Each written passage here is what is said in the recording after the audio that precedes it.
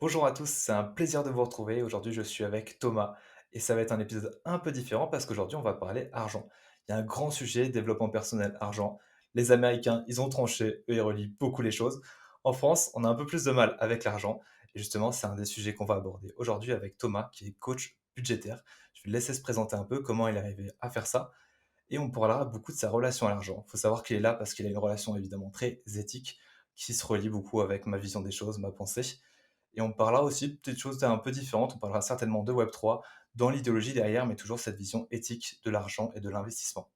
Je vais te laisser la parole, Thomas. Bah, déjà, salut Marius, merci beaucoup de m'avoir invité, ça fait toujours plaisir. On s'est rencontrés, je précise, on s'est rencontrés physiquement, c'est, lors d'un séminaire et c'est vraiment cool, que tu m'aies invité. Pour me présenter rapidement, bah, je suis donc Thomas Creton, coach budgétaire et fondateur du podcast, compte Instagram, du même nom, Mon Buddizen, pardon.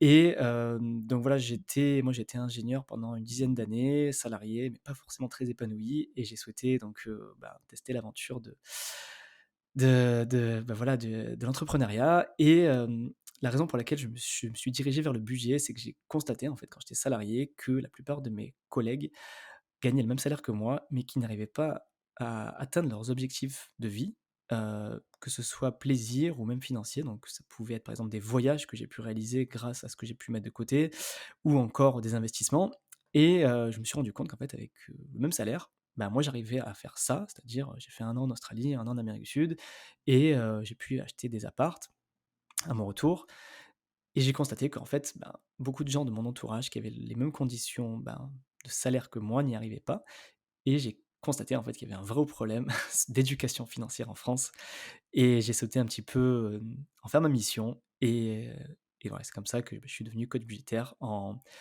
d'abord en testant sur des gens, des amis, que ma méthode fonctionnait bien et leur permettait d'atteindre leurs objectifs et puis sur des clients et puis maintenant ça fait, 3 ans que ça marche. Enfin que ça marche, que je fais ça en tout cas. Super, ouais, mais c'est totalement fou et peut-être qu'on va aborder un peu plus l'investissement sur soi.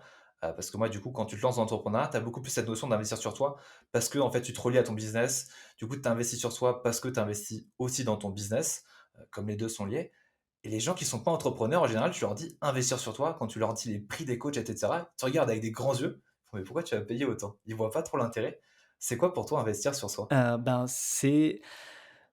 enfin pour moi l'investissement sur soi, c'est apprendre à, bah, à développer en gros, enfin, à casser un peu ton plafond de verre. Ça peut être casser ton plafond de verre comme, atteindre des objectifs que tu ne pensais pas réalisables et c'est vrai que l'investissement sur soi permet ça et moi je trouve qu'il y a plusieurs échelles d'investissement sur soi. On peut investir sur soi avec un très petit budget, tu vois? On n'est pas obligé dans un premier temps peut-être d'investir dans un coaching high ticket, donc de plusieurs milliers d'euros. Déjà juste acheter un bouquin qui vaut 10 balles, déjà ça pour moi ça peut être déjà un investissement sur soi. On a aussi des contenus gratuits à foison, ça peut être, tu vois, ton podcast, c'est quelque chose de gratuit disponible et on peut très bien se former avec ça. Ça peut être des vidéos YouTube.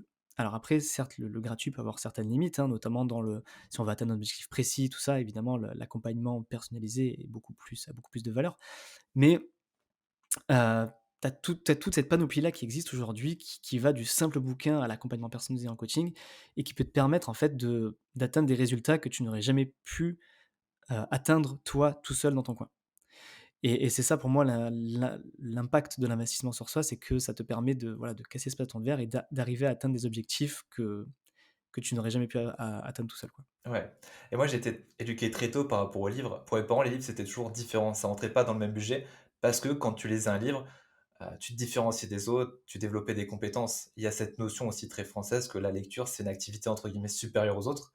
Et moi, du coup, je reliais un peu ça. J'ai toujours eu cette vision de les livres de développement personnel, c'était bien, tu travaillais sur toi. Euh, bon, après, moi, je suis évidemment un grand fan des podcasts, hein, donc ce que tu me dis, ça me parle beaucoup.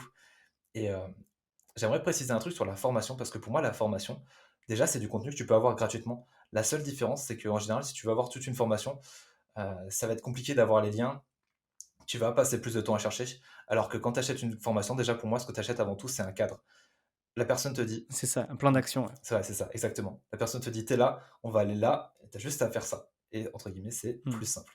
Investir sur soi, c'est aussi s'acheter une certaine tranquillité, avoir de l'aide des autres, alors que sinon, globalement, tout ce que tu fais, tu pourrais le faire tout seul, juste tu vas galérer beaucoup plus, tu vas prendre beaucoup plus de temps, quoi. Et c'est ça, c'est un petit peu un raccourci, en fait. Mmh. Quand tu investis sur toi dans une formation, c'est que, comme tu dis, on va t'emmener d'un point A à un point B, on va reprendre les bases et on va cheminer, de manière, voilà, bien, bah, voilà, logique, on va dire, pour arriver au point, au résultat que tu veux. Et c'est un petit peu l'avantage, voilà, d'avoir une formation payante, hein. Souvent, c'est ça la différence entre le gratuit et le payant, c'est que le gratuit, c'est tu as des informations dispersées un peu partout sur la chaîne de quelqu'un et c'est à toi de compiler, de recouper, de machin et de vérifier que ça correspond bien toujours avec, ben, l'époque dans laquelle, parce que on voit que ça va aussi assez vite, tu vois? Donc une vidéo d'il y a 2 ans n'est pas forcément la même valeur d'une vidéo d'aujourd'hui. Alors que le la formation payante, bah, généralement, ça voilà, ça déjà, c'est actuel, on va dire, enfin, c'est à jour et ça te permet, voilà, de t'aider à cheminer. Et moi, j'irais même plus loin, je trouve qu'il y a même un aspect un peu psychologique aussi que quand tu payes, tu vas aussi plus agir. Quand tu vas regarder un truc gratuit, bon, bah, c'est gratuit, tu vas l'écouter, mais tu vas pas forcément mettre les choses en place. Si tu payes, même si c'est pas grand-chose, bah, tu vas vouloir en avoir pour ton argent et tu vas vouloir rentabiliser la chose et tu vas te dire: «Bon, ben OK, je le fais à fond, quoi». Là, quand je vais écouter la vidéo, au lieu de l'écouter, ben, dans la voiture un peu à l'arrache ou pendant que je mange mes chocs à pic, tu tu vas vraiment te poser, te mettre au calme, heu, vraiment écouter, prendre des notes et peut-être faire les actions exactes qu'il te dit de faire en fin de module, par exemple. Et ça, je pense que c'est ouais, il y a un aspect aussi un peu, vouloir en avoir pour son argent, Mmh. que quand on va faire une formation payante, on va être beaucoup plus amené à passer à l'action que, bah, voilà, que si c'était du gratuit. Ouais et je pense que, je sais pas moi, au début, j'ai déjà fait du coaching gratuit et tu vois tout de suite la différence entre, moi j'ai cette notion-là où si jamais ton client te paye 2 000 € pour du coaching, il aura forcément des résultats beaucoup plus élevés et il rentabilisera certainement son argent juste parce qu'il a envie de rentabiliser son argent, c'est tout. Juste cette désir-là, Mmh. cette croyance-là, ça fait qu'il va travailler assez pour, récupérer son argent. Ah, c'est clair. Moi, je suis d'accord avec Ouais, toi. non, mais c'est assez fou et c'est assez triste, tu vois? Parce que tu crées du contenu, tu écris des livres, tu vois? Des fois, tu te dis: «Bah, j'aimerais bien le mettre, plus de choses gratuitement», tu vois? Mais juste, moi, je sais que si jamais je envoie un livre gratuitement, les gens vont pas le lire parce qu'ils verront que c'est du Et on peut le gratuit. lire, Bah, ouais, ouais, ouais. c'est triste, mais c'est notre C'est trop réalité. facile, quoi. C'est trop facile. Et du coup, allez, on a un peu frôlé le sujet. C'est quoi ta vision du développement personnel et comment tu relis ça, à l'argent? Hem, Très bonne question. Moi, le développement personnel, c'est quelque chose enfin, ce que j'adore dans le développement personnel. Alors, je te préviens, je suis pas autant calé que toi dans le domaine, hein, mais je vais te donner ma définition qui me vient, c'est que ça me permet d'apprendre, en fait, tous les jours, d'en savoir plus sur moi, de ce que je veux être et de ce que je veux faire et le fait de m'intéresser à ça, en tout cas et souvent, ben, en lien avec les finances, c'est que, ben, moi, ça me permet tout simplement d'apprendre. Moi, c'est tout simplement quelque chose que je kiffe dans la vie de base, c'est toujours de découvrir des choses et d'apprendre. Et pour moi, le développement personnel, c'est ça, c'est que c'est quelque chose qui te permet d'en apprendre toujours plus tous les jours et de jamais te reposer sur tes acquis, mais de toujours apprendre. Mmh. Parce que, dis-moi si je me trompe, mais toi, tu as cette croyance que, bah, tu peux tout faire, il faut juste que tu y passes du temps, que tu fasses du travail, mais globalement, tu peux faire absolument tout ce que tu veux? C'est ça, enfin, j'avais lu une phrase de je sais plus trop qui disait, «Tu peux être bon dans à peu près tout, tant que tu y passes 30 minutes par jour». Et je suis plutôt d'accord avec cette phrase que, bah, si, tu veux devenir guitariste, tu passes 30 minutes tous les jours à faire de la guitare. Je te dis pas que tu vas être Jimi Hendrix, mais je suis persuadé qu'au bout de quelques années, tu pourrais être musicien dans un groupe et j'en parle en connaissance de cause parce que ça a été mon cas, tu vois? Je suis parti de zéro à la guitare et en quelques années, j'ai pu être musicien, tout simplement voilà, en passant du temps à apprendre et voilà, être régulier et persévérant sur la chose. Mais ouais, je suis d'accord avec toi sur le fait qu'on peut être bon dans tout tant qu'on y s'y intéresse, qu'on apprend, qu'on persévère sur la chose. Ouais et pour ceux qui voient pas la vidéo, derrière toi, il y a 2 belles Ah oui, guitares. c'est vrai. Forcément, ouais, là, je me grille, ouais. Ouais, mais ça, pour moi, le développement personnel, c'est avant tout les croyances qu'on a soi, vaincre ces croyances, parce que cette croyance que tu as toi, du fait que tu peux tout faire, moi justement, j'ai un client, c'est sa grosse difficulté. Il se sent toujours inférieur aux autres, il se dit: «Lui, il est comme ça, c'est inné». Non, la personne en face, elle a juste travaillé toute sa vie pour ça, quoi. Après, il y a aussi ce côté-là où, enfin, tu vois, je parle d'éducation plus globale, d'ailleurs, je pense que, ouais, c'est un truc qu'on a bien en France, c'est que, bah, tu vois, pour, être légitime, en fait, à parler d'un sujet, souvent, il faut que tu aies le badge, le diplôme ou le machin, tu vois? Moi, je suis pas très, très pro ça, tu vois? Même si, bon, pour certaines professions, évidemment, pour être, peut-être des trucs, liés à la santé, peut-être médecin, tu vois? Et encore que, tu vois, il y a des médecines alternatives qui sont tout aussi légitimes, tu vois? Mais je suis persuadé que si vraiment tu es un passionné, que tu passes du temps à te former sur un sujet, tu peux devenir beaucoup plus compétent que même des gens qui ont des diplômes, tu vois? Et sur un sujet, parce que, ben, quand tu es vraiment passionné par un truc et tu prends le temps de te former toi-même, ben, en fait, tu peux ouais, tu peux gravir des montagnes, quoi. Ouais, mais là, tu prêches complètement un convaincu, hein. Et puis on est sur des métiers, quand tu es coach en général, tu te détaches beaucoup de ces diplômes, tu te détaches assez de l'école parce que je sais pas, tu as fait quoi comme formation toi? Mais moi j'ai pas fait une formation qui a un lien avec ce que je fais, hein. Ah moi non plus, hein, j'ai rien à voir. Moi, à la base, je suis ingénieur matériaux, tu vois? Et j'ai jamais travaillé dans les matériaux de ma vie, tu vois? Même mes boulots en tant qu'ingénieur n'avaient rien à voir avec les matériaux et c'est-à-dire que, tu vois, tout ce qu'on m'a enseigné en école d'ingénieur matériaux ne m'a jamais servi, mais une seule seconde à tous mes travaux, même en tant qu'ingénieur. Après, bah, voilà, j'ai été chef de projet, donc gérer des projets, mais par contre, à aucun moment, j'ai eu des compétences matériaux. Donc ça veut dire que on m'a formaté en école d'ingé, machin, mais même quand j'étais ingénieur, en fait, ça avait rien à voir, tu vois? Et j'ai appris tout sur le tas. Et pareil pour les finances, j'ai appris tout sur le tas. Enfin, les finances, c'est quand même assez éloigné de l'ingénierie. Les finances, comment j'ai appris? Ben, j'ai en pratiquant moi-même. J'ai investi dans l'immobilier, bah, j'ai appris en investissant dans l'immobilier, j'ai investi en bourse, j'ai appris en faisant des erreurs. Pour la gestion de budget, c'est pareil, j'ai testé un million de méthodes et puis à force, bah, j'ai trouvé la méthode qui me convenait et puis pouvait convenir à mes clients et tout ça et j'ai lu je sais pas combien de livres, je me suis formé évidemment, j'ai été coaché, enfin voilà et le cumul de ces centaines d'heures de visionnage, d'écoutage, alors on dit pas écoutage, mais d'écoute, tu m'as compris, mais le fait de m'être formé par tous les moyens qui existent, podcasts, vidéos, coaching, formation en ligne, fait qu'aujourd'hui j'ai ces compétences-là et qui me rendent beaucoup enfin selon moi beaucoup plus légitime peut-être qu'une personne qui aurait fait, une école dans le coaching budgétaire, tu vois? Bon évidemment ça n'existe pas parce que c'est un métier encore un peu récent, mais voilà, ou même dans les finances, enfin, je me rends compte même quand je parle avec des collègues à moi qui sont dans le domaine des finances, on va dire plus traditionnels, tu vois? Des banquiers, des assureurs et tout. Alors, déjà, en termes de philosophie, on n'est pas du tout, alignés, on va dire. Mais même, je me rends compte que je sais beaucoup plus de choses qu'eux, mais sur la partie investissement, mais ils ont les mêmes habilitations que moi je vais avoir, parce que je vais devenir conseiller en investissement du coup. Ils ont les habilitations similaires à celles que j'ai passées, mais en termes de compétences, enfin, eux, ça se voit qu'eux, ils sont salariés, donc vendeurs de produits, mais ils n'ont jamais, eux, investi dans ce qu'ils vendent, en fait, tu vois? Alors que moi, ce dont je parle en termes d'investissement, c'est que des trucs que j'ai testés, retestés, perdu de l'argent, gagné de l'argent, enfin, tu vois? Et j'ai vraiment pratiqué la chose. Mais ouais, c'est trop, trop drôle parce que j'étais ingénieur BTP. Donc moi par contre, j'ai jamais pratiqué. Genre vraiment, j'ai fait un stage très tôt, un stage en chantier. J'ai vu que ça allait pas être possible OK. parce que c'était pas mes valeurs. Et ouais, du coup, j'ai juste après l'école, moi je suis parti, j'ai fait quelque chose qui a rien à voir. Mais ouais, OK. j'ai cette notion aussi évidemment de, bah, quand tu es passionné, déjà je vois le temps que tu mets. Tu vas pas te limiter à des heures, tu vas vraiment y penser tout le temps. Et moi, le développement personnel, c'est un truc où quand tu le débloques, bah, tu le vois partout, le mindset, vraiment tout est relié. Maintenant, quand je lis des mangas, derrière, je vais voir des notions qui vont s'afficher. Bon, surtout que les mangas, c'est culture asiatique, il y a plein de choses. Et quand tu es passionné, en vrai, tu fais ça tout le temps, ça n'a rien à voir avec un salarié qui est là avec ses heures, son truc fixe, il fait sa journée et puis c'est fini, quoi. Bah, c'est surtout que tu vas faire un truc qui te plaît, en fait. Mmh. Tu vas passer du temps pour faire un truc qui t'intéresse. Alors que souvent, alors je pense pas qu'il faut parler pour tous les salariés. Je pense qu'il y a plein de salariés qui sont très épanouis dans leur boulot et heureusement, j'ai envie de dire. Mais pour beaucoup de salariés comme moi je l'ai été, comme toi tu as pu l'être et comme peut-être beaucoup de gens qui nous écoutent, souvent, bah, tu fais ça parce que, ben, tu as le chemin de la vie qui t'a emmené là par un petit peu par défaut. Bah, j'étais bon en maths donc j'ai fait, une prépa donc bon après, bah, le truc normal après c'est l'école d'ingé ou peut-être école de commerce pour ceux qui étaient plus meilleurs en finance et puis tu te retrouves dans des postes, bon, où ça va, j'ai un bon salaire, c'est cool, mais tu vas pas aller plus creuser les sujets parce que, bah, c'est pas ta passion, quoi. Et alors que quand tu vas dans une autre voie comme, ben, toi et moi, hein, sur des sujets différents, ben, quand ça t'intéresse vraiment, bah, là, tu comptes pas les heures et voilà et puis enfin voilà, la formation quand tu te la fais toi-même, je pense qu'elle a pas de prix, quoi. Ouais, bah, la motivation, les croyances et bah, tu as toujours la notion du 80-20, les petits trucs que tu fais en plus. Le passionné, naturellement, il va faire des petits détails, tu vois? Ça peut représenter pas beaucoup de temps, ça peut sembler un petit détail, mais ce petit truc en plus, ça va créer des choses, beaucoup plus grandes que ce que ferait, quelqu'un qui est pas passionné, qui voit pas il verra pas ces petits trucs-là. Ouais, complètement. Et ça, ouais, pour moi, c'est un grand truc, le petit truc en plus.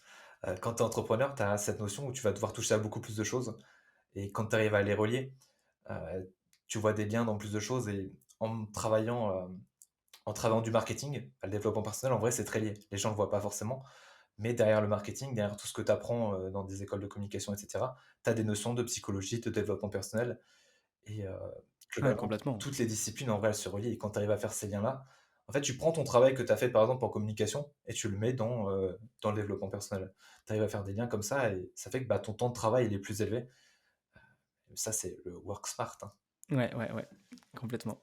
Et alors, on va peut-être revenir un peu plus sur l'argent. Est-ce que tu fais un lien, toi, entre réalisation de soi et ton compte en banque? Oui, oui, pour la seule et bonne raison que je vais peut-être brûler les étapes sur une question que tu voulais me poser après, mais pour peut-être casser une idée reçue sur l'argent, tu vois? Sur, pourquoi gérer son budget, pourquoi investir, pourquoi prendre soin de son argent.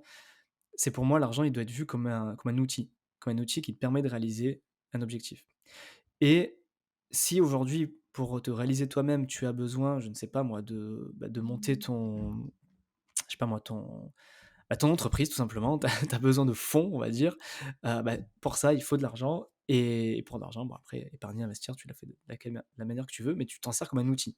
Je prends l'exemple de l'entreprise, mais si même je prends demain, je sais pas moi, l'exemple de quelqu'un qui elle, son la réalisation de soi, c'est, partir en van et faire le tour du monde.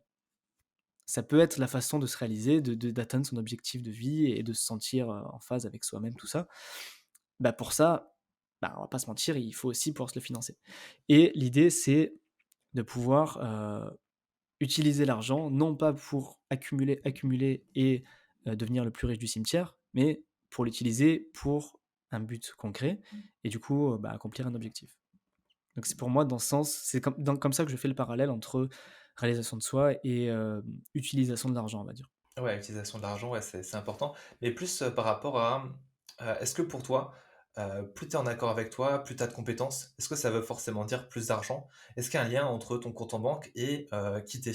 Je pense que oui, si aujourd'hui tu es aligné avec ce que tu racontes et que tu as confiance en toi et que ton audience et que les gens te suivent le ressentent, ils auront aussi plus, tendance à te faire confiance et donc à acheter tes produits ou te faire coacher par toi et donc, heu, ton chiffre d'affaires va se faire ressentir aussi, tu vois? Donc je pense que ouais, c'est quand même assez lié, ouais, clairement. Ouais, ouais, il y a évidemment un lien, je suis tout à fait d'accord. Mais je pense que c'est aussi dans la relation à l'argent. Actuellement, tu as un truc où il y a beaucoup de coachs, enfin, voilà, je parle de ma profession parce que voilà, c'est mon truc. Il y a beaucoup de coachs qui ont peur, de demander des salaires, des prix de mettre des prix élevés, qui disent que quand ils font payer, tu vois, il y a une grande peur un peu, c'est de faire les choses pour l'argent. Quand tu as trouvé ta mission de vie, on en parlera plus tard, quand tu as trouvé ta mission de vie, tu fais ça du coup pour autre chose que l'argent et tu as un peu en horreur les gens qui font ça pour l'argent et du coup tu dis: «Ah non, je veux surtout pas faire ça pour l'argent» et tu te retrouves à pas faire payer, heu, ce que tu proposes au prix où ça devrait être payé et du coup à gagner beaucoup moins, quoi. Ouais, alors ça c'est un débat, tu vois, qu'on peut avoir. Moi je suis, comment dire? On va peut-être pas être d'accord là-dessus d'ailleurs. Heu, moi je suis pas pro high ticket, tu vois? Même si j'entends les arguments complètement, mais je peux comprendre tout à fait, moi, les gens qui, ne sont pas à l'aise à faire, payer un coaching 2 000 balles quand ils démarrent, tu vois? Je l'entends tout à fait. Parce que quand tu démarres, tu as ce fameux syndrome de l'imposteur que tu dois connaître et je trouve qu'il faut pas forcément toujours aller, parce que quelqu'un sur Instagram t'a dit qu'il faut le faire, que tu te lances demain et tout de suite tu mets un coaching à 2 000 balles. Si tu es vraiment pas à l'aise avec ça, je pense pas qu'il faut se forcer pour le faire, tu vois? Je pense que c'est bien de le faire quand tu sens que tu es légitime pour le faire et pas aller à l'encontre aussi non de ton intuition. Si tu sens que tu es pas à l'aise avec ça, tu vois, il y a pas de raison que tu le fasses parce qu'on t'a dit de le faire. Mais si par contre, tu sens que, tu as une communauté qui commence à te suivre, tu sens que, tu commences à avoir des petits messages de remerciement, qu'il y a des gens qui croient vraiment en ton message, et que surtout tu te sens vraiment en confiance avec ça et que tu es beaucoup plus à l'aise, là, il faut foncer, tu vois? Pourquoi pas y aller et proposer ses tarifs. Mais je suis pas forcément pour ce discours de, high ticket pour tous, quoi. Ouais, c'est marrant parce que tu dis que t'es pas non plus calé en développement personnel, alors que là, les notions que tu utilises, l'intuition, le ressenti et globalement, ce dont tu parles, c'est d'être aligné avec ce que tu fais, aligné ses valeurs et ses Mmh. actions. Ça, c'est très développement personnel, c'est une très belle vision, hein. Ouais, c'est à force de parler avec des gens comme toi, tu vois? À force, je m'imprègne, tu vois? C'est parfait, ouais, mais justement, l'échange qui a beaucoup de valeur. Et je pense que tu serais surpris de voir qu'il y a des gens qui actuellement ont une grosse communauté sur les réseaux, qui sont dans le développement personnel et qui pourtant, ils osent toujours pas, ils ont toujours ces peurs-là, alors que, ils pourraient clairement largement augmenter leur prix. Mais en fait, cette notion de travail, heu, il faut quand même, nous, on est sur les podcasts, il y a plein comme tu dis, les échanges, qui font que tu évolues ta vision et ça va être ça le plus important.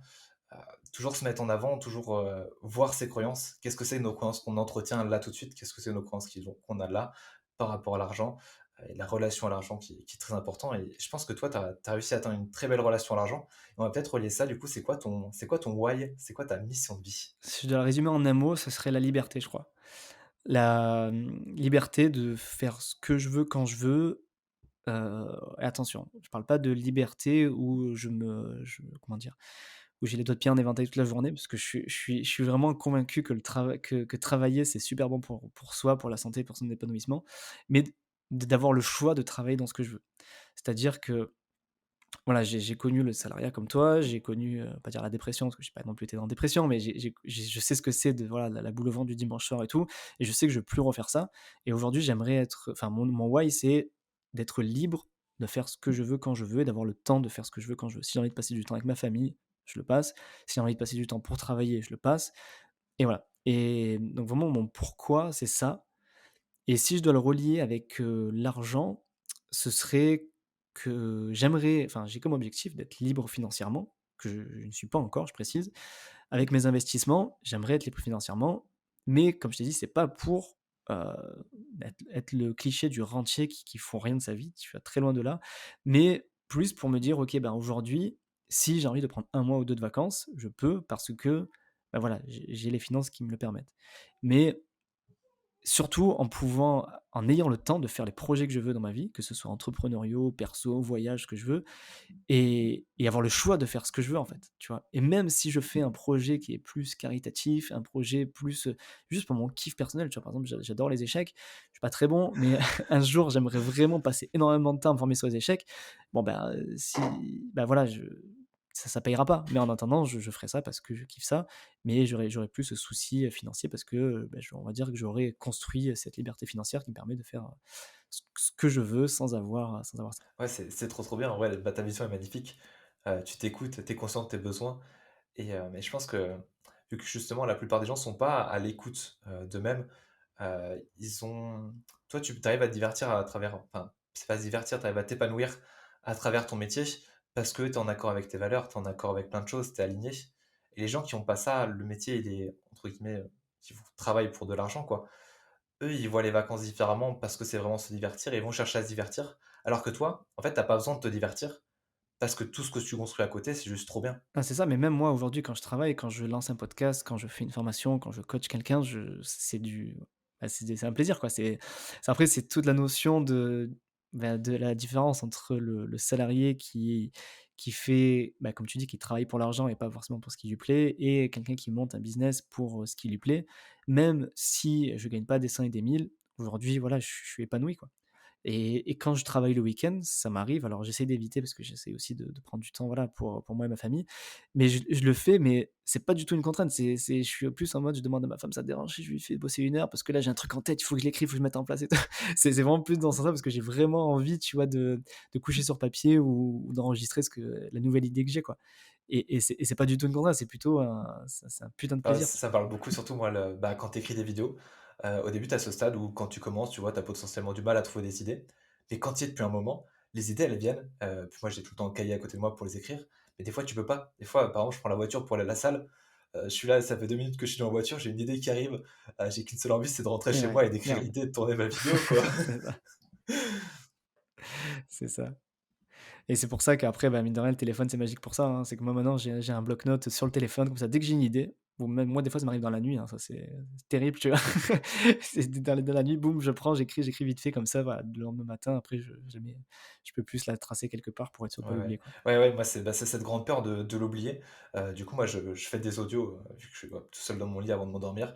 Si j'ai une idée comme ça, je fais une audio. Idée, elle part de ma tête, je peux m'endormir tranquillement. Je sais que l'idée, elle est pas perdue si jamais j'en ai besoin. Mmh. C'est pas bête ça, tu vois? Prendre exemple sur toi, ça. Mais ouais, c'est ça le vrai entrepreneuriat et sachant que, ouais, là, on parle d'entrepreneuriat, ça, c'est de l'entrepreneuriat entre guillemets «différent» de l'entrepreneuriat classique de la Startup Nation qui, eux, vont aussi chercher beaucoup d'argent, chercher beaucoup de reconnaissance, beaucoup de statut, lever des fonds, ces trucs un peu, dans une échelle différente de la nôtre. Nous, on est plus sur de l'entrepreneuriat humain, centré sur nous et moi, c'est quelque chose qui me tient beaucoup à cœur. Mais il y a un mot, je crois, pour ça qui s'appelle le slowpreneuriat, c'est pas ça, non? Je crois que c'est Ouais, c'est, le mot il y en qui a beaucoup, ouais, qui en parlent sur les réseaux, ouais, moi j'ai entendu ça sur, The Baby ouais. Boost là, la dernière fois, enfin quelqu'un qui parlait de ça, et je trouvais ça intéressant au final de se dire, bon, en fait, que ouais, on enfin, c'est cool de, bah, voilà, de gagner de l'argent pour atteindre ses objectifs et tout, mais en même temps, c'est aussi le plus important, c'est son temps, quoi, et ça je l'ai dit il y a pas longtemps à une cliente en coaching, c'est que oui, t on veut la liberté financière pour, bah, voilà, avoir tout ce que je disais, le temps qu'on fait et tout. Par contre, moi aujourd'hui, j'ai pas envie de travailler 80 heures par semaine, ou enfin vraiment de mettre des pressions de fou sur mon business ou même sur les investissements. On pourrait pareil sur l'immobilier, enchaîner les projets, enfin et passer ces soirées week-ends sur les chantiers, tout ça. Certes, j'accélérerai potentiellement mon objectif de liberté financière, mais je me dis: «À quoi bon, s'emprisonner dans une routine où tu as pas le temps de profiter de ta famille, avec l'objectif d'être libre», tu vois? À quoi bon tout faire pour être libre si c'est pour que le chemin dans lequel tu atteins ta liberté, enfin tu souhaites cette liberté, bah, en fait, bah, tu pas vu tes enfants grandir ou faire leurs premiers pas, quoi. Je trouve que ça a pas de sens, en fait. Donc c'est pour ça que moi je me force, tu vois, à prendre ces au moins 2 jours par semaine où je déconnecte, je passe du temps avec ma famille, même si ça me fait aller moins vite dans mon business, mais en attendant, je profite aussi de l'instant présent et je profite de mon objectif qui est quand même prioritaire, qui est, bah, voilà, profiter de ma fille, de ma femme, et voilà, et du soleil, quoi. Ouais et bon, moi, j'ai juste un peu du problème avec la notion de slow, parce que tu vois, tu dis lent, heu, est-ce que ça veut dire que parce que tu prends 2 jours de pour toi dans la semaine, est-ce que ça veut dire que tu vas lentement? Je pense pas vraiment que tu ailles lentement, donc après voilà. Ouais, alors le terme que j'ai employé, slowpreneuriat, je le maîtrise très mal, hein. C'est juste que je l'ai entendu. Je crois que la personne qui prône ça, c'est qu'elle travaille beaucoup Ouais. moins, hein. C'est qu'elle travaille 2 Mais jours oui, par tu as des semaine, je crois. entrepreneurs qui Je font crois que ouais, c'était ça le la moi, nous, notion. on fait plus de l'entrepreneuriat humain, mais oui, il y en a où ils font du coup, toute la notion du, travailler intelligemment, où ils vont essayer de travailler au minimum pour avoir le plus de résultats, travailler assez pour assurer leur train de vie, mais sans aller plus loin, Ouais, quoi c'est et ça. profiter, bah, vivre.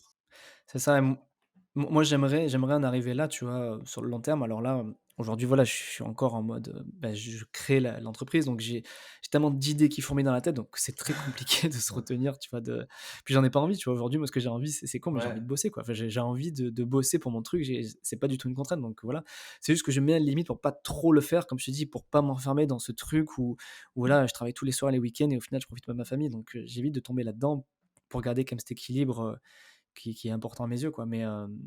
Mais voilà, c'est clair que là, aujourd'hui, j'ai pas envie de faire du slowpreneuriat parce que j'ai tout simplement envie d'exposer tout ce que je veux faire, quoi. ouais, mais on en revient aux objectifs et tu as parlé de chemin et pour moi, le chemin, c'est une notion très, très importante du développement personnel parce que c'est une question de son chemin à soi. Déjà comprendre qu'on a tous un chemin et pour moi, un des trucs importants, c'est de s'ouvrir à ce qui doit arriver dans notre chemin, s'ouvrir aussi bon après voilà, moi j'aime bien la spiritualité, j'aime bien les signes.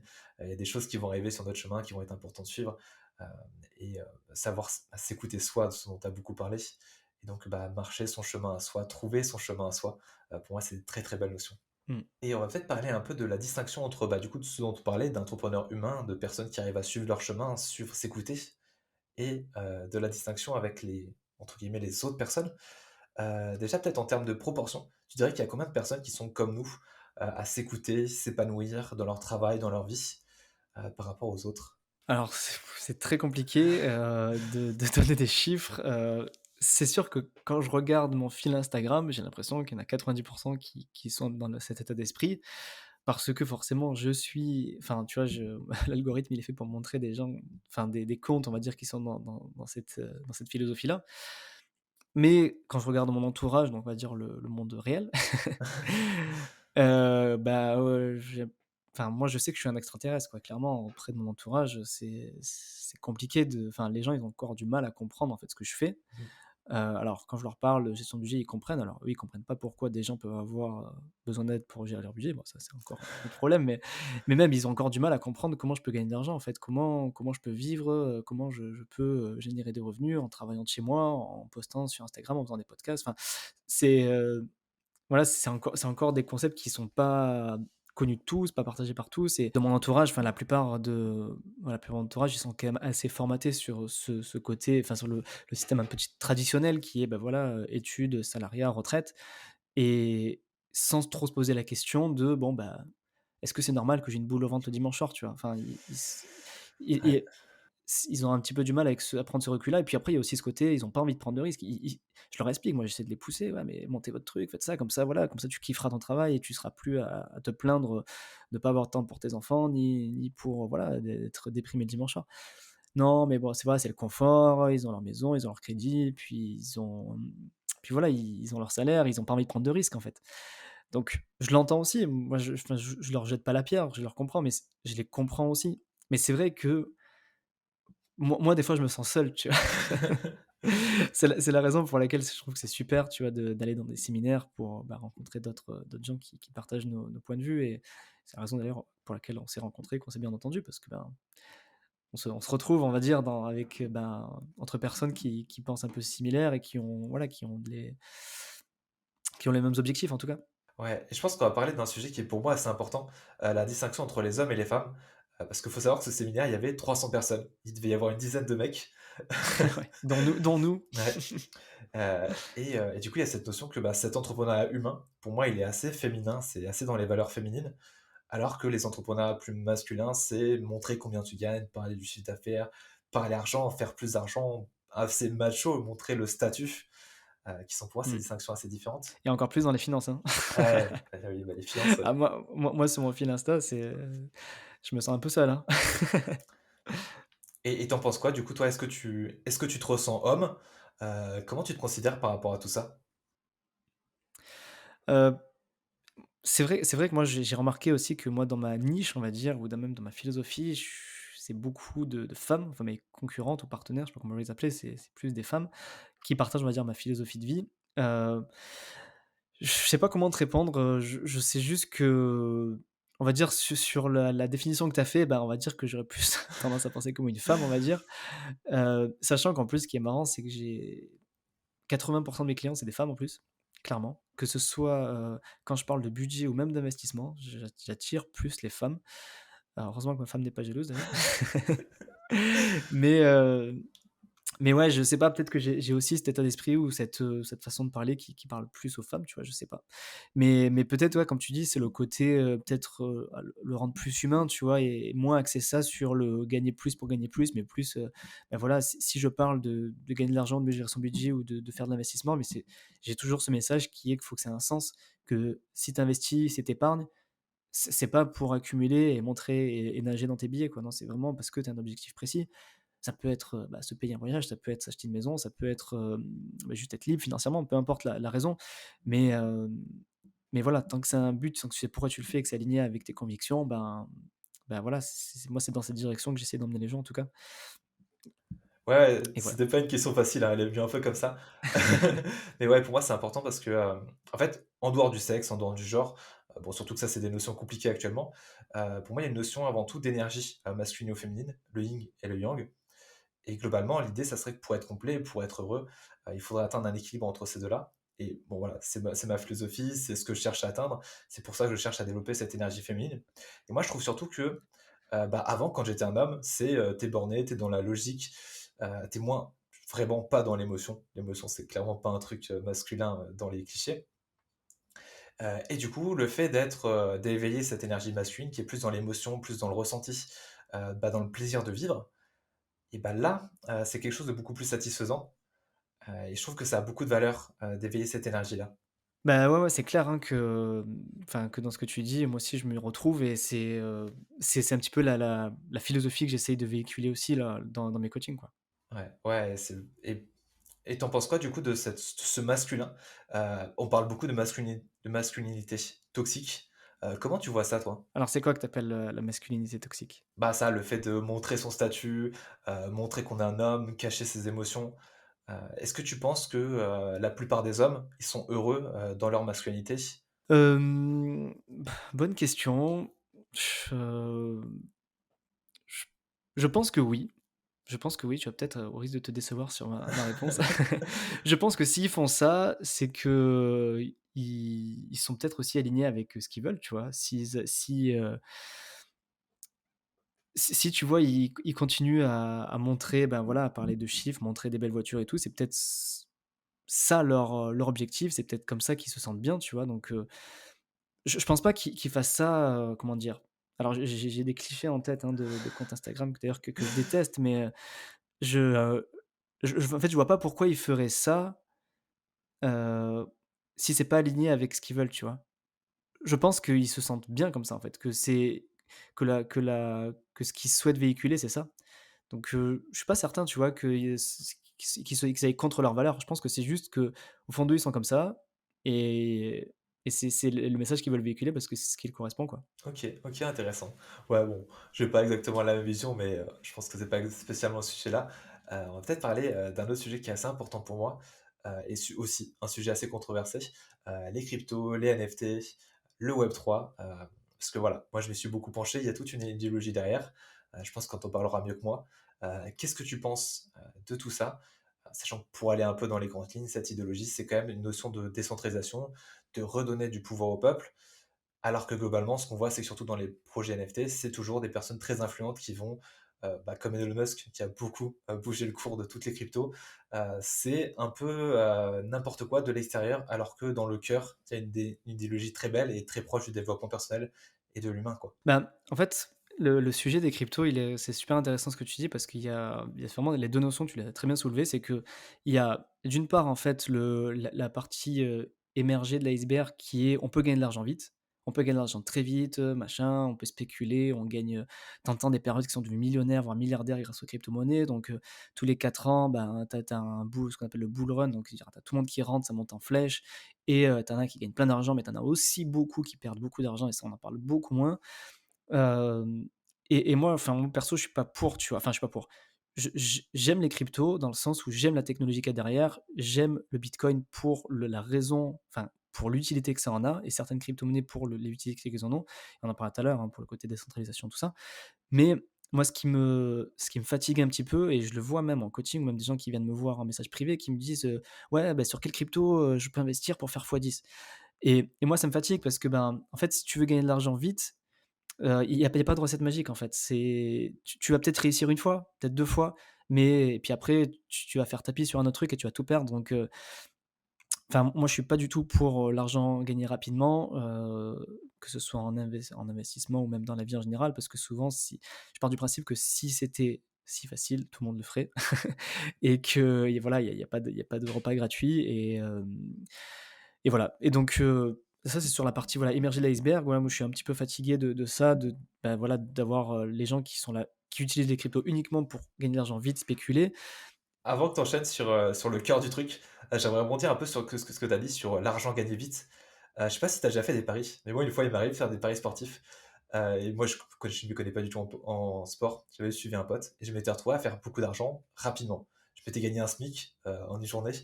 Déjà, ça OK. semble complètement irréel. Tu es là, tu regardes ton match de foot et tu gagnes un SMIC. Bon, déjà, c'était la première fois que je regardais du foot.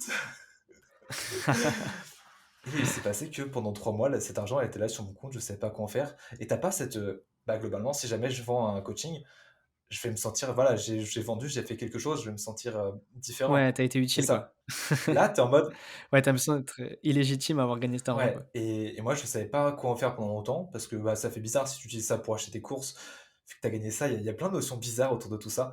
Bon, ce qui s'est passé, c'est que j'ai acheté une montre. Mais du coup, ouais, cet argent était totalement différent de tout le reste et ce que tu dis aussi, bah, sur le fait de gagner vite, la durabilité, il y a ces notions que les gens Ouais, c'est ça. Est-ce que c'est périn, tu vois? Là, ce qui t'est arrivé avec les paris sportifs, alors je sais pas comment tu as fini tout ça, enfin, et puis, bah, voilà, si tu as réussi, tant mieux pour toi. Mais je suis persuadé que, je suis même convaincu que ce qui t'est arrivé, ça pourra pas se répéter ouais, indéfiniment, tu vois? Parce que sinon, ce serait trop facile et ça vaut comme, les paris sportifs, comme pour les cryptos, comme, pour plein, plein, plein de façons, enfin, voilà, de nouveaux business qui fleurissent et qu'on te promet des rendements un peu délirants. C'est que, voilà, ça a marché un temps, mais puis après, en fait, tu te rends compte que c'était soit un Ponzi, soit, bah, voilà, enfin, voilà, ouais, exactement, enfin, ouais que c'était et c'était encore, pas bon, net. marché, tout est relatif et je sais que, bah, moi, je suivais un pote, moi, j'ai gagné mon argent, hop, j'ai arrêté parce que Ouais, ça tu me faisait sorti, rien, mais c'est bien. et je suis sorti, du coup, j'ai gagné. Mon pote a continué, hein, lui, après, il a perdu. Ouais, bah, tu vois, au Évidemment, final. c'est toujours comme ça que ça marche et faut aussi comprendre que, bah, si jamais tout le monde gagnait, bah, ça veut dire que celui qui crée le truc, il perd. ça peut pas marcher. Ouais, c'est ça, il y a c'est ça et c'est un jeu à somme nulle, quoi. S'il y en a un qui gagne, l'autre qui perd. Enfin, sinon et puis même les plateformes de paris en ligne, il y en aurait pas autant, quoi. Elles seraient elles seraient pas rentables sinon, tu vois, si tout le monde gagnait. Donc forcément, si ça marche, c'est qu'eux, ils gagnent de l'argent et s'ils gagnent de l'argent, c'est qu'il y en a qui perdent, Ouais. quoi. Donc Mais après cette expérience, moi, ça a quand même fait comprendre beaucoup de choses. Déjà que même en étant étudiant, pendant mes études, je pouvais gagner de l'argent, que son argent, on pouvait en faire quelque chose, on pouvait l'investir et c'est un peu comme ça que je me suis retrouvé à regarder les cryptos, regarder l'investissement, parce que ce pote-là aussi faisait beaucoup d'investissements. Lui, il jouait un peu avec la bourse et il s'en sortait très, très bien. Il apprenait plein de choses à côté de l'école et moi, je trouve ça super intéressant de voir que, bah, tu peux être étudiant, OK, tu jeune, OK, mais tu peux quand même gagner de l'argent contrairement à tout ce que plein de personnes nous disent, quoi. ouais, bien sûr, c'est possible. Après, il faut quand même faire très attention, tu Oui, vois? oui, Tu après parles de voilà, bourse, je de conseille crypto et pas tout. les paris sportifs, la bourse Ouais, voilà et les paris sportifs encore plus. Alors la bourse, c'est quand même beaucoup enfin pour moi, c'est quand même beaucoup plus solide, tu vois? Et encore que, tu peux faire de la bourse, de manière aussi stupide que des ouais, cryptos, hein, attention, tu vois? Enfin, c'est le même truc, c'est que si tu enfin, je pense que s'il y a vraiment une règle à comprendre sur l'investissement ou le fait de gagner de l'argent, si à ton audience, s'ils connaissent pas trop, c'est si j'ai une règle à transmettre, c'est comprendre dans quoi tu investis. Vraiment, ouais, c'est vraiment là ça peut paraître évident, mais si tu mets 100 € sur quelque chose, que ce soit une action en bourse ou une crypto, si tu la comprends pas, alors oui, tu vas pouvoir gagner par chance ou parce que tu es dans un train dossier ou un je sais pas moi, Elon Musk juste après il a tweeté cette crypto donc tu as eu de la chance. Mais voilà, c'est vraiment si tu veux vraiment investir et limiter, on va dire, ton risque de perte, comprendre dans quoi tu le fais ouais, et si tu le comprends, que tu sois aussi que tu y crois, que tu sois aligné avec tes convictions. Si c'est pas le cas, bon, bah, après, bah, faut pas s'étonner si tu perds, quoi. Bon et après, il y a évidemment un million d'autres choses à ouais. prendre en compte, surtout en bourse, tu vois? Évidemment, on va pas s'arrêter qu'à ce critère, hein, mais voilà, je pense que c'est une bonne première chose, tu vois, sans parler de critères financiers, on va dire, de comprendre dans quoi tu investis. Je pense que c'est vraiment super important. Ouais et bah, justement, du coup, ça va nous amener à qu'est-ce que c'est vraiment les cryptos dans son cœur? Alors, pour moi, il y a 2 choses, hein, dans les cryptos. Alors, je tiens à préciser que je suis pas un spécialiste crypto, hein. Je m'y intéresse à titre perso, mais par exemple, moi, dans mon contenu, j'en parle très peu parce que c'est quand même quelque chose, voilà, de spécial, pas régulé et tout, donc je fais quand même très attention à ce que je raconte sur les cryptos et j'en parle même quasiment jamais. J'en ai fait 2 épisodes, mais avec des invités. Je vais t'en parler vraiment, moi, à titre perso, en tant qu'investisseur perso, tout ce que j'ai lu, en tout cas, et compris et du coup, qui m'a convaincu sur le Ouais sujet. et sachant qu'on conseille pas spécialement aux gens d'investir dessus, puisque nous, c'est un sujet qui nous intéresse dans l'idéologie. Ça veut pas dire que moi, par exemple, c'est quelque chose qui m'intéresse, j'investis pas, je conseille pas d'investir. Toi, tu investis un peu dans le bitcoin, je crois, Dans les ou enfin, voilà, cryptos tu en peux en parler, général, mais ouais. c'est pas forcément tu conseilles, ouais. Ouais, j'investis dans les cryptos, ouais, évidemment, non, ce n'est absolument pas un conseiller en investissement, même si je veux devenir conseiller en investissement financier très prochainement, ça ne relève pas du tout du conseil et puis même dans tous les cas, en tant que CIF, je n'ai pas le droit de donner de conseils en crypto, encore moins. Hem, je veux dire, je vais juste expliquer moi ce que j'ai compris et la raison pour laquelle j'investis. Mais déjà pour moi, il y a deux grandes familles, on va dire, dans les cryptos. Pour moi, il y a le bitcoin et le reste. Parce que le bitcoin, il a été créé vraiment enfin, il a vraiment une fonction, qui est vraiment très différente de tout le reste et qui a quand même la particularité d'être vraiment décentralisé. Parce que toutes les autres cryptos, malgré qu'on parle du fait que c'est décentralisé, ça a été c'est des entreprises, en fait. C'est des entreprises qui ont été créées, donc quand tu crées une entreprise, tu sais, bah, voilà, tu as des actionnaires majoritaires ou pas majoritaires, mais tu as plusieurs actionnaires, mais ça veut dire que tu as 2 ou 3 personnes, ou peut-être plus, hein, souvent, mais qui détiennent, on va dire, la majorité du capital. Donc ça veut dire ils font un petit peu ce qu'ils veulent, on va dire, du token. S'ils veulent tout vendre ou tout racheter, bref, ils ça a plus la notion d'entreprise au final que même si c'est voilà, on est d'accord que c'est sur la blockchain, c'est décentralisé, mais le token, il peut être clairement influencé par la politique de l'entreprise. Tandis que le bitcoin, ça a été créé par quelqu'un où on ne sait toujours pas qui c'est quand même assez fou et qui aujourd'hui maintenant, c'est la crypto la plus ancienne elle a été créée en 2009, donc ça fait 13 ans à l'heure où on enregistre cet épisode et qui a un niveau de sécurité inégalé dans tout l'écosystème.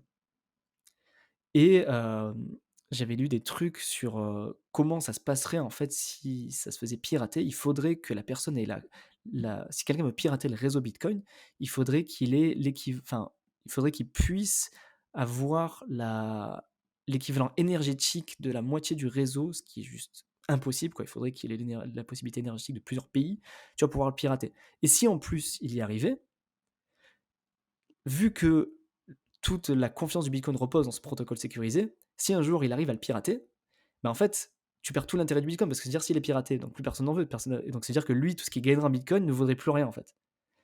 Et donc c'est ça tout l'intérêt du Bitcoin, c'est que ça repose sur la confiance de l'intégralité des gens et que tu peux pas le pirater parce que si tu le pirates, bah, ça perd de la valeur et en fait ça a plus d'intérêt pour la personne qui va le pirater.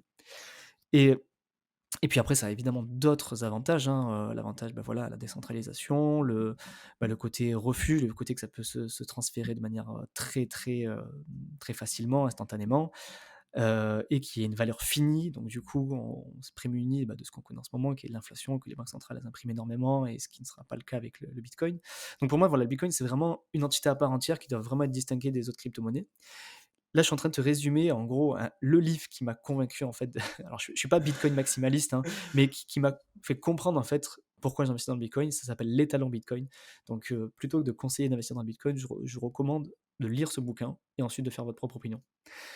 Et ensuite, pour moi, tu as les autres cryptos qui peuvent être des projets super intéressants, que ce soit Ethereum pour la plus connue, ou après tu en as plein, plein d'autres, hein, avec bah, voilà, des blockchains d'infrastructure où tu peux en gros, c'est des sortes de Google Play, tu sais, de la blockchain. Chacun crée Ouais. ces sortes de nouveaux projets sur la blockchain. Et voilà, après, tu as des projets qui peuvent être super pertinents, qui peuvent être dans le futur, être utilisés, sur plein, plein, plein d'applications possibles. Alors, je vais pas trop m'étaler parce que je suis, comme je dis, je suis pas un expert sur le sujet, mais voilà, après, c'est comme toujours, si vous choisissez une crypto, vous investissez, comprenez bien ce que vous faites et Ouais, c'est ça. Et ouais, garder à avant l'esprit que de c'est des projets. Ethereum, par exemple, moi je sais que celui qui est un peu l'image d'Ethereum, je sais même plus comment il s'appelle, mais on peut le voir plusieurs fois, il a beaucoup parlé. Vitalik Buterin, je crois, un truc comme ça. Ouais, ouais, c'est ça. Lui, voilà, j'aime bien sa philosophie. Je trouve qu'il est bien dans la décentralisation. Il y a un papier sur Ethereum où justement, moi j'aime bien parce qu'il dit, avec le truc que j'ai créé, on peut faire ci, on peut faire ça, tu vois. Lui, il le fait pas. Mais il dit, si quelqu'un veut faire ci, tu peux, tu vois. Mmh. Et cette idée de bah, mettre quelque chose à disposition, moi je trouve ça, bon, c'est très beau. Il y a une idéologie que j'aime beaucoup. Après, voilà, ça veut pas dire que j'investis, ça veut pas dire quoi que ce soit.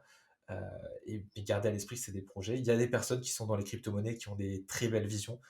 Il y en a qui sont là juste pour l'argent. Ouais, non, mais c'est après, il y a en fait, c'est ça tout l'inconvénient des cryptos, c'est que c'est un marché qui est non régulé. Donc ça a ses avantages, on va dire que dans le sens où, bah, ça tu peux gagner de l'argent rapidement comme perdre énormément rapidement, mais le côté non régulé, c'est dire que tu as aussi beaucoup d'arnaques, beaucoup de scams, beaucoup de voilà, on a vu ces derniers temps, je sais pas si tu as suivi avec FTX là, enfin Ouais, voilà, il y c'est a assez un il y a un énorme. pot il y a un potentiel effet domino qui fait flipper tout le marché et voilà, si tu te rends compte que, bah, voilà, c'était le deuxième plus gros acteur du marché qui en fait faisait n'importe quoi, quoi, qui utilisait l'argent de ses utilisateurs pour faire du trading haute fréquence. Je sais plus trop ce qu'il faisait avec, il y avait pas de comptabilité dans l'entreprise. Enfin, il y a des révélations qui sortent tous les jours en ce moment où tu te rends compte que, bah, c'était enfin, bah, voilà, c'était n'importe quoi, quoi et qu'il y avait des Ah ouais. milliards et des milliards de sous dessus. Donc effectivement, ça fait partie des problèmes bah, du fait que c'est un secteur non régulé, quoi. Et ouais, mais toujours, quand tu peux faire de l'argent rapidement, facilement, tu peux la perdre aussi facilement, aussi rapidement. Et la crypto, voilà, c'est connu parce que ça bouge beaucoup.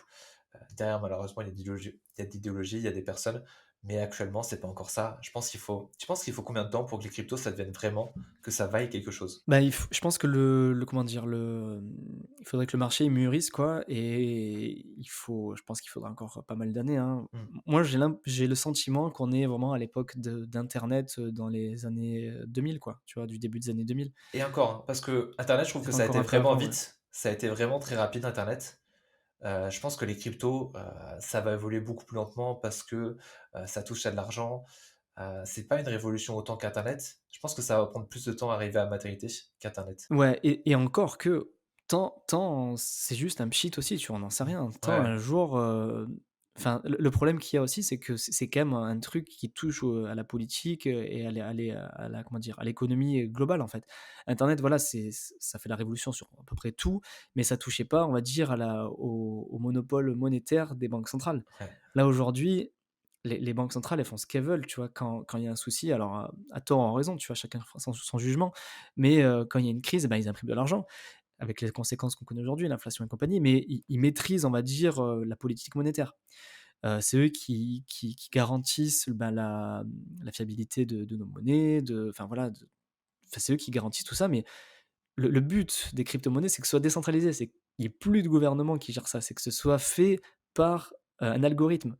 Et ça, c'est pas compatible avec le système dans lequel on vit aujourd'hui. mmh, Donc, c'est aussi possible, c'est une possibilité que je garde en tête, hein, que je suis prêt à tout perdre dans ce que j'ai investi, c'est qu'un jour, il y a la Fed et la BCE qui tapent du poing sur la table, ils disent: «On interdit tout» et tout ça, voilà, c'est alors ils pourront jamais tout interdire parce que la blockchain peut pas en l'occurrence, c'est un algorithme et tout et tu peux pas empêcher un algorithme de fonctionner.